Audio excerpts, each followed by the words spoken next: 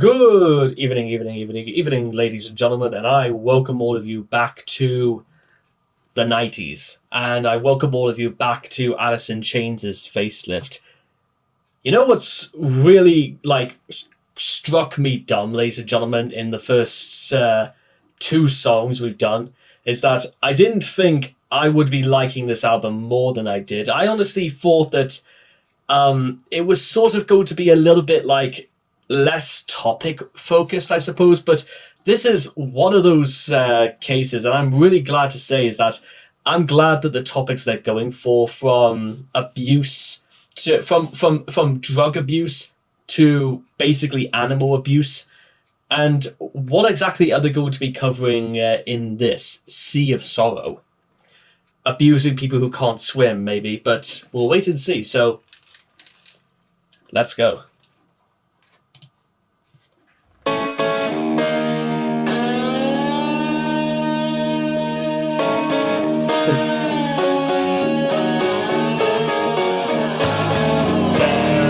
I love this, by the way. I know this is going to be like a very a a very basic thing to say, but I love the sound.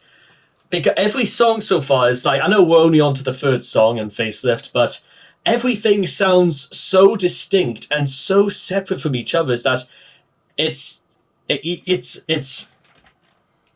because remember, We Die Young started dun dun dun dun dun dun dun, ooh, scary. It's short, but it's dramatic. It dun dun dun. It sets the tone immediately of dread.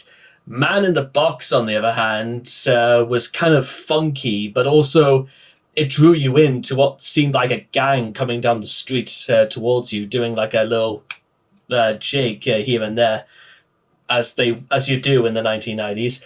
And this starts off almost... I almost don't even really know what I'm even meant to say, apart from it starts almost like a sea shanty. It starts off with the sort of thing you can imagine they play in that one scene in Jaws where everybody's gathering in the town saying, how do we kill this huge shark? And they don't just think just shooting it, and then somebody spins a yarn and just... I would always like to... It would be interesting to see what this is played on an organ. But let's keep going. And I should also, again, is that I'm starting from the beginning as well, because I love the way the guitar just strums and just... It sounds an approval. That's what that sounds of. It's approving, saying... You know what? This sounds pretty friggin' good, and we are not ashamed to say it sounds pretty friggin' good.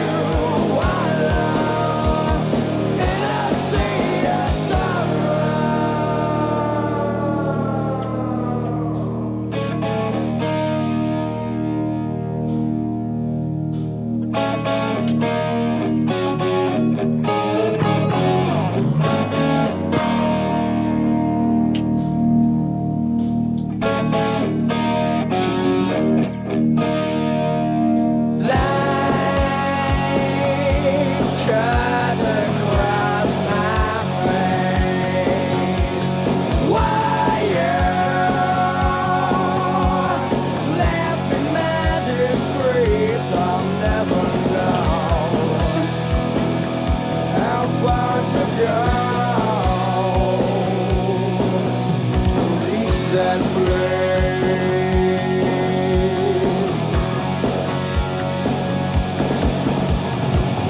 You opened fire, and your mark was true.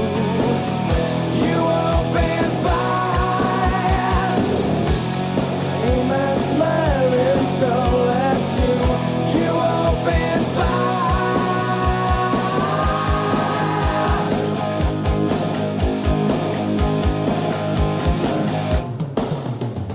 I live tomorrow.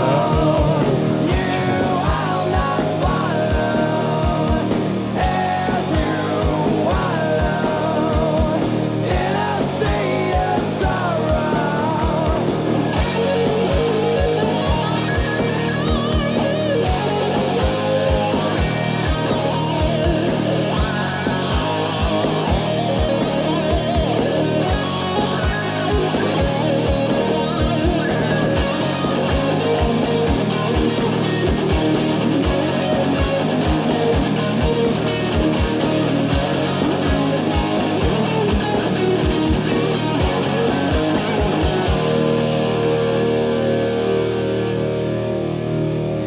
You opened fire, And your mark was true. you opened fire, aim a smiling skull at you. You opened fire.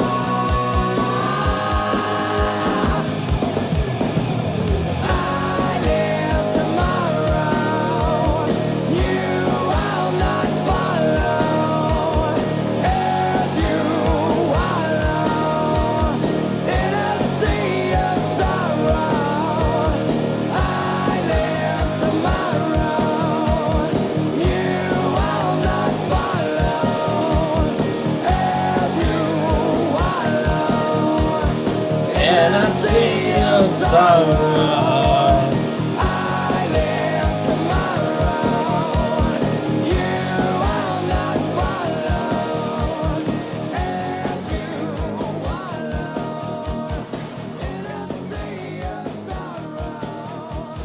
I live tomorrow.